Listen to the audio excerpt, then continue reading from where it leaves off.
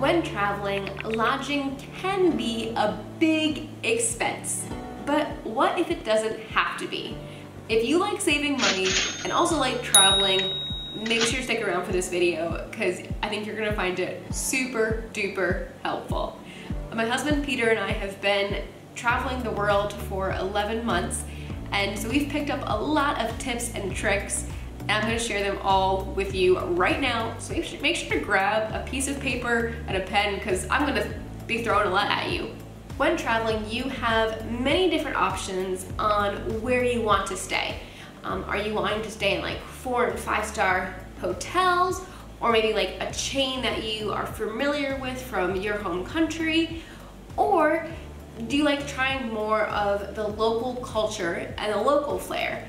For us, we have always liked, one, saving money, but also being able to experience the culture as best we can as foreigners visiting the country. We've stayed at a variety of places, from 4-star hotels to bed bug infested shipping containers. Okay, that only happened one time, and that was because we were on really crappy Wi-Fi and the pictures didn't load all the way. And anyways, that was our mistake and we have not made it since. But most of the time, we're just looking for a basic place with a double bed and a private bathroom, preferably. So that's kind of what we look for. Everyone's gonna have different things that they're looking for, and it's important to know what you need. So while we are waiting to hear the news of whether my 4-terabyte hard drive can be recovered, really hoping it can be.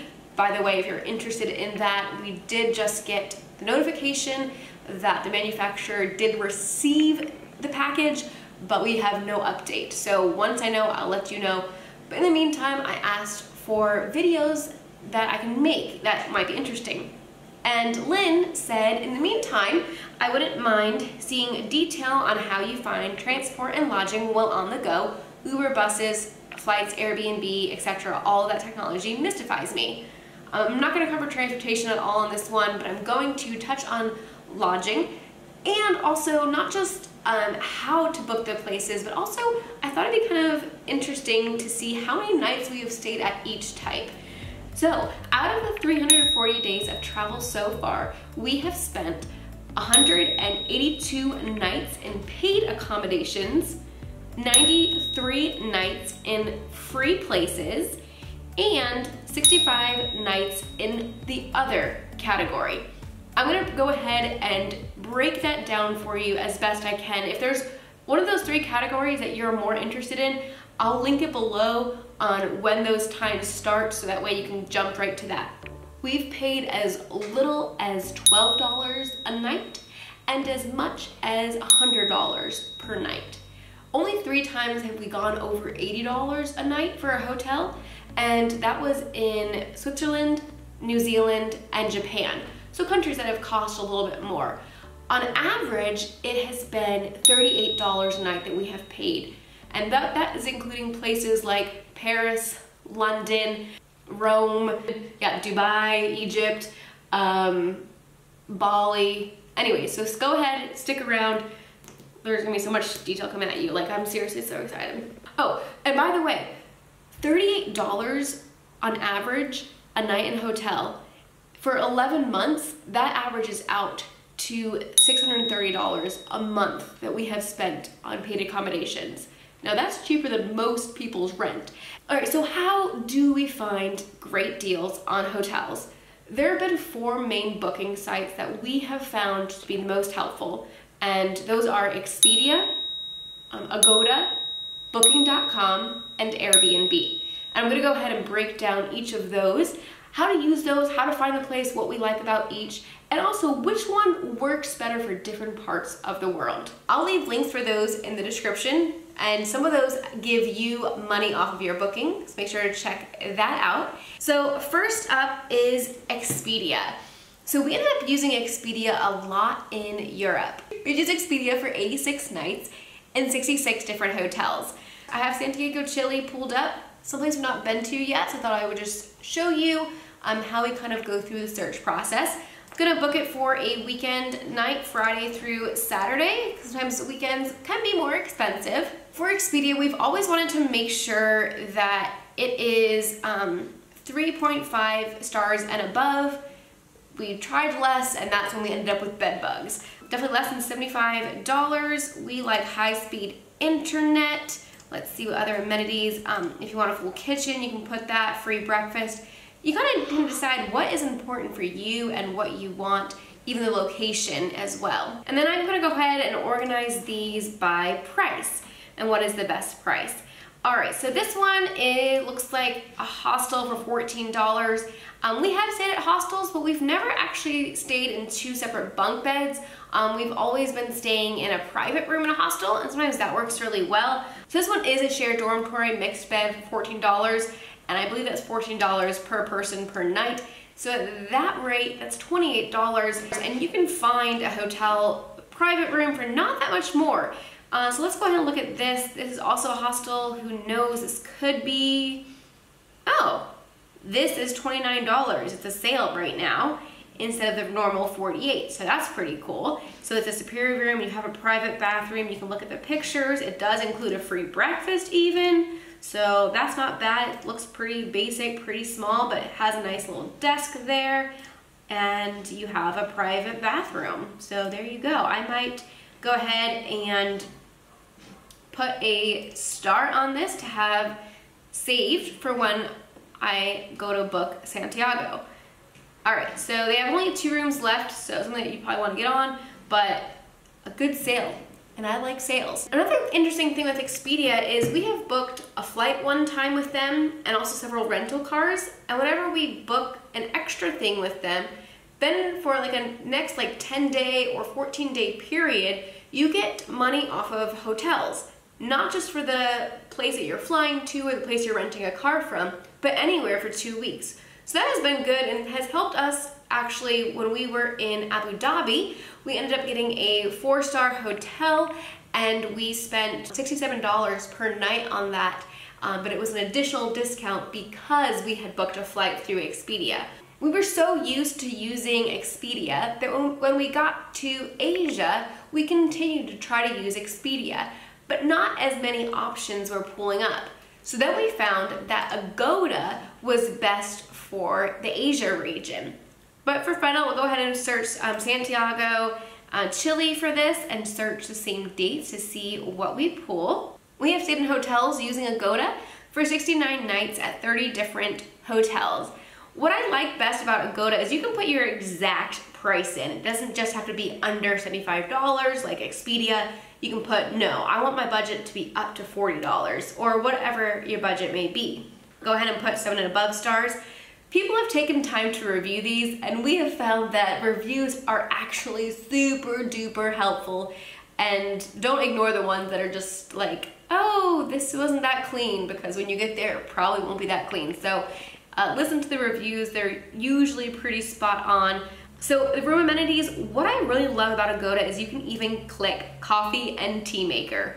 Now that might not sound like such a big deal, but when you're traveling on a budget, having a coffee and tea maker in the room is so essential.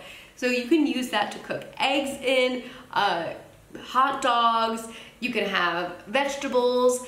And also in Asia, having a hot water maker is so great because you can go to the grocery store, get noodles, like ramen noodles for super duper cheap, and they have such a great selection. It's like less than 20 cents a meal then. So we ate way too many noodles in Asia, but having a coffee maker was essential to be able to have those cheap meals.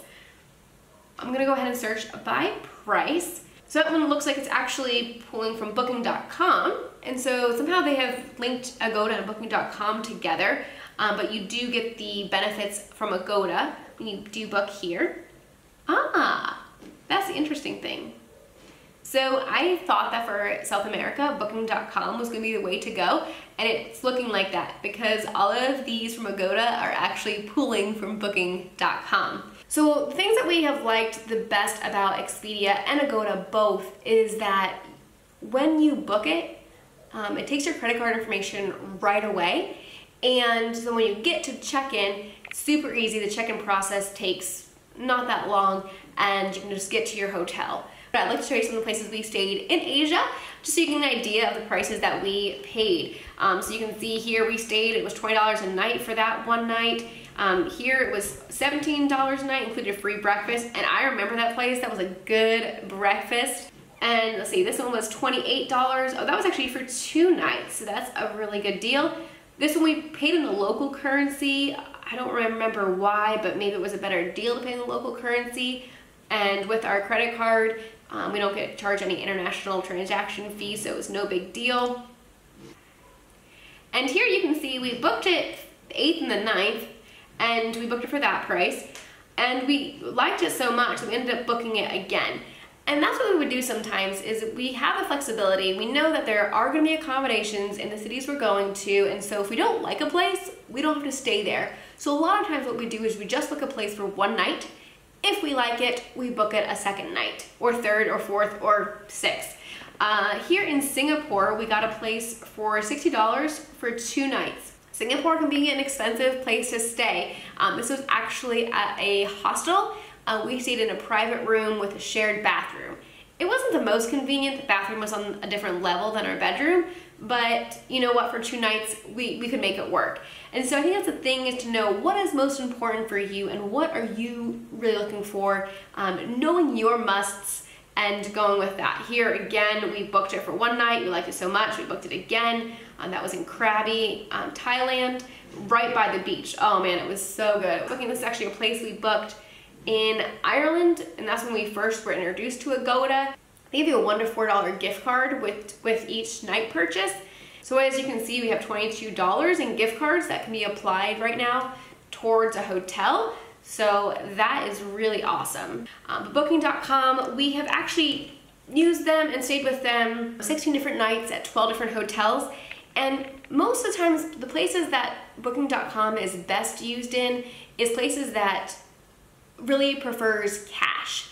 So places like Eastern Europe, India, and I think in South America, it's going to prove to be really good here. What I do like best about this, so this is also searching for Santiago, the same dates, is it also has like Agoda has, where you can click that you want it to have a coffee machine, free Wi-Fi. That's something that's important to us.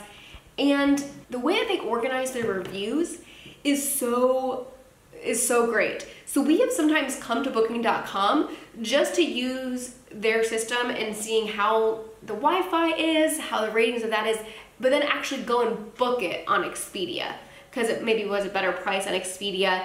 And we like being able to know the room's already paid for, and when we get there, it'll be an easy check-in process. With Booking.com, one thing that we didn't like necessarily, but maybe a benefit to other people, is that they don't take your credit card right away. You pay when you get there. What we ran into a couple of times is that even though they said they took Visa credit card, when we got there, they said, "I'm sorry, it's only cash." Now that happened to us 3 different times, and it was kind of an awkward situation because we got there pretty late at night, but we figured it out. They got their money, and so it all worked out, but it was a little bit of an inconvenience. We do check at the bottom to see if they take credit cards. So this one does. It says that they accept all of them, whereas, let's see if I can find one that only takes cash. So that's something to look at, just to know, hey, do I need to have this cash available? Because maybe you might get to a place and it might not be next to an ATM, and it just makes it difficult if you don't have it on you. So this place does only accept cash payments. So that's something that we probably will not be booking. We don't like to carry a lot of cash on us. Plus, when we use our Chase Sapphire Preferred card, we get points, and then we get free flights out of it. So that's something that we like to do. All right, and the fourth thing that we have been using and starting to use even more now is Airbnb. We've only used it for 7 nights, and that's in 5 different places. I think we're going to be using it a lot more in South America. We actually currently are staying in an Airbnb. This was about $30 per night, and it's a shared apartment. The host is actually out for the evening, but it's super nice to be able to stay at an Airbnb, because then normally you have access to a kitchen, you have access to a lot of different things, and so it makes meal planning a little bit easier. he was just cooking up some eggs. We also like to just be part of the culture, and this is a good way to be in the culture in someone's house. Just go ahead and look for Santiago, Chile here. I'm going to click the same dates I have been looking at, and I'm going to apply that. Let's say 2 guests.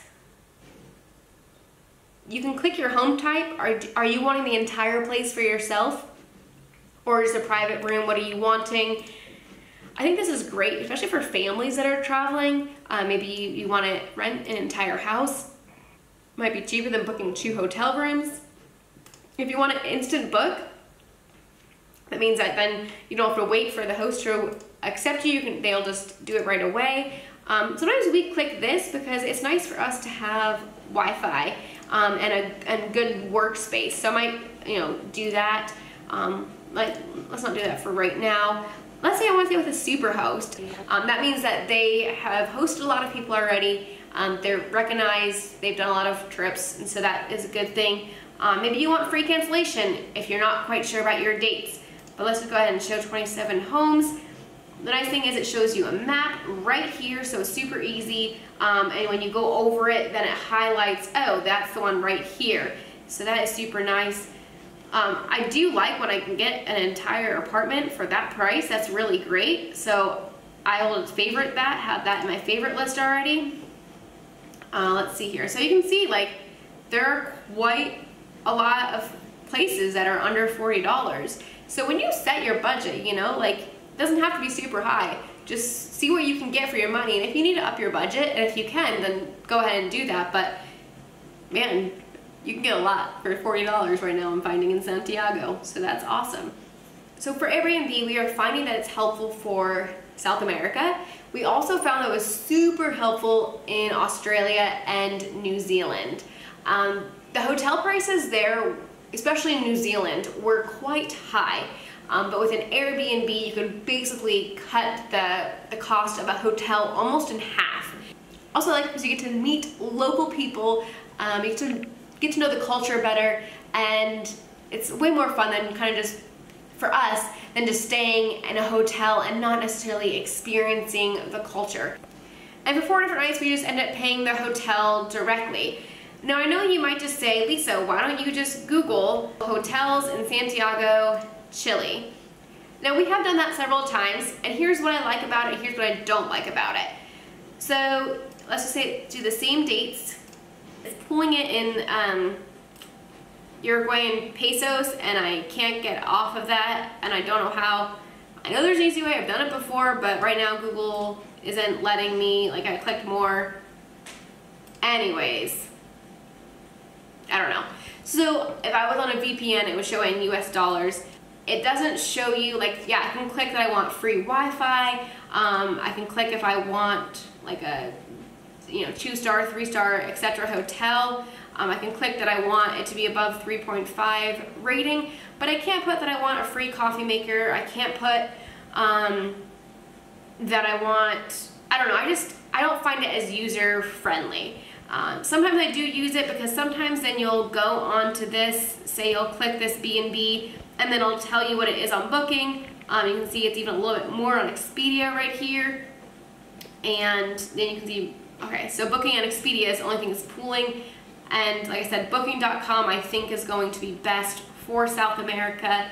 And so this is kind of proving my point that yeah, it's 200 pesos cheaper, which is the equivalent to $5, $6, $7, about $7. Yeah, which is equivalent to about $7 US cheaper. So that is quite significant.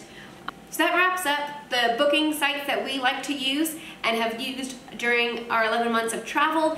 I hope that was super helpful. If you have any other questions, leave them below. If you have a different one that you have found really helpful, I would love to know. Leave it below in the comments and why you like it the best. All right, now I'm gonna get into how we have found places to stay for free. Again, not only has it been beneficial for us to save money, but this really helps us get in the culture. It does take a little bit more work to set up, but we have just so enjoyed the people that we have got to meet. because the sites that we have been able to see, the places we have been able to go, that has been incredible. But it's the people that we have met that honestly have made it the most memorable. And like, I'm gonna get emotional. People, that's what you'll never forget. The interactions you've had, the stories you shared, the laughter you had, that's what's most important. Anyways, I'm getting too sappy for you. All right, let me just give you a quick rundown. So 93 nights we have stayed in a place for free. And thank you so much for everyone that has opened their home to us. 79 of those 93 nights were with our friends or friends of friends or family. And that was in 23 different places in 16 different countries. So what I did is on Facebook, I would just ask as we were about to head to a new place, Europe or Asia, or even specific countries, I would say, hey, who do you know in Europe that would love to host us? And I give them a link to our YouTube channel so they can kind of get to meet us ahead of time. And through that, it's actually the majority of the people that we got to stay with. So thank you not only to the people that opened up their home, but also people that connected us with you guys. They connected me with people that on Facebook that knew somebody else that I hadn't talked to in a while, and so it was able to reconnect with that person on Facebook that I'm friends with already and then make new friends. It's really just been wonderful. Also for couch surfing, we've done that a couple of times. We've only actually done that twice, and we've stayed 4 different nights by using couch surfing. 1 night in England and just 3 nights this past time in Hawaii. So couch surfing, if you don't know what that is, I'll show you real fast. So you have a verified account. In order to have a verified account here, you have a check mark. What that means is you paid $60 for life. And it just verifies you, and when I'm looking to stay with somebody, I'm only looking to stay with someone that is verified, and also most likely they're only going to accept people that are verified. It just makes it that you are a real person and all that.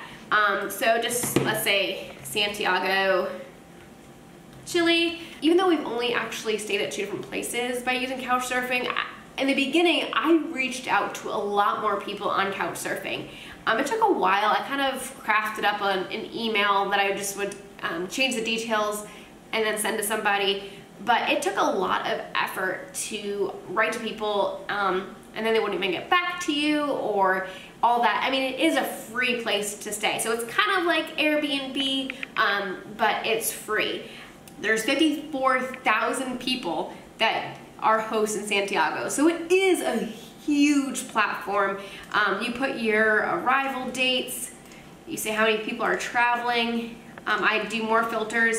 I say they are verified, they have references, accepting guests or maybe accepting guests. It would be nice if they spoke English, so I'm just gonna put that and search. And so you can also search like interests, like, hey, I don't know, find somebody that finds hiking, and I like hiking, and then you can match up. You know, this guy's 4 references, 22 friends, all that. Again, you can go through that, you send him a message. This guy has a 93% response rate, so that means that most likely he's gonna respond to me, whether he can or can't host me, so that is nice to have that response rate. All right, moving on. Another way we have found a free place to stay is Candle in the Window. So this is kind of like couch surfing, but it's designed for Christians. And we have really enjoyed staying with people. One thing that we do miss as we've been traveling is going to a local church. And so whenever I can try to stay with a family over a weekend, then I get to go to church with them on Sunday, for us that's been really meaningful. That may or may not be something that you are looking for, but if you are looking for that, it's really cool. You can see the map, and it shows you worldwide where people are. We've stayed 10 nights in 4 different countries, and you can see all the people that are in the US with this. So you can see they're all over the world. I had reached out to several people in Australia and New Zealand, but unfortunately it was not a good time for them. So again, with this, I have reached out to more people than we've actually stayed with. So that wraps up the free places. So now if you're wondering, okay, Lisa, what is in your other category? So for 65 nights, we have spent time in the other category. 40 of those nights were spent in the car. You might think we're crazy, but yes, in a car. 13 of those nights was in Alaska and Canada, 5 nights in the UK during our 2-week rental that we had in the UK, 3 nights in Ireland, 2 nights in Germany, 4 nights in France, 10 nights in New Zealand, and 3 nights in Hawaii. So here's the thing, you're already paying money for the rental car. You have a warm place to sleep relatively, as long as it's not too cold outside. I know not everyone might do this, but if you find a safe place to pull over at night, it really helps you save a lot of money. And in New Zealand, it's called freedom camping. And most times we were in this beautiful lot that they had specifically for people that were sleeping out of their cars or vans. And we overlooked a beautiful lake. It was just amazing. They had bathrooms close by. And again, we only did this for 40 nights, but it was spread out. Another thing that we have done for 16 different nights is we have used our transportation as our place to stay. So for example, when we were on the ferry to and from Russia, that was 3 different nights. We're already paying for the accommodation, and it happened to include a moving boat hotel, boom. Also overnight plane rides that we've done before. We've done overnight bus rides, and we don't normally sleep as good, but when you're doing this for just a limited time, 1 night here, 2 nights there, it's not that bad. In 3 different nights, we've also been tent camping. That was when we were taking our Alaska and Canada trip. And then I have 6 nights that are unaccounted for. I really try to rack my brain at what we did for these 6 nights, but I don't know. Either we paid in another hotel directly, or I miscalculated the time we spent with friends, or I don't know. So anyway, 6 nights that I don't know what we did. So there you go. That's where we have stayed for these past 11 months, and it looks like for our last month and a half here in South America, that we'll most likely be using Booking.com and Airbnb the most. I hope that really helps you when you are planning your next trip and to have affordable lodging. I would love to hear your thoughts on this video. Did you like this style of video? What other questions and topics would you like me to cover? And any other questions you have about accommodations. I seriously love talking about this. I love saving money. I love trip planning. Like, we have been basically doing this, this has been like my job for the last 11 months, is to plan our trip. And so I love to be able to share the knowledge that we have gained with you. And I feel like there's something else. Make sure to go ahead and check out the links in the description for those different booking sites to help save you money on your next accommodation. And yeah, thanks for following our adventures, and I really, really hope that the next video that I come out with is a great news video of our 4 terabyte hard drive. Eee! See you in the next video. Then, why isn't it going back? Let me do a tech review or a tech how-to tutorial video. Yeah, I'm not the person. It drives me crazy. I understand. Technology can be super frustrating, and so I hope that my non-technological terms help you out, because I am not really a tech person. This is more Peter's thing, but these booking sites are super, super duper user friendly.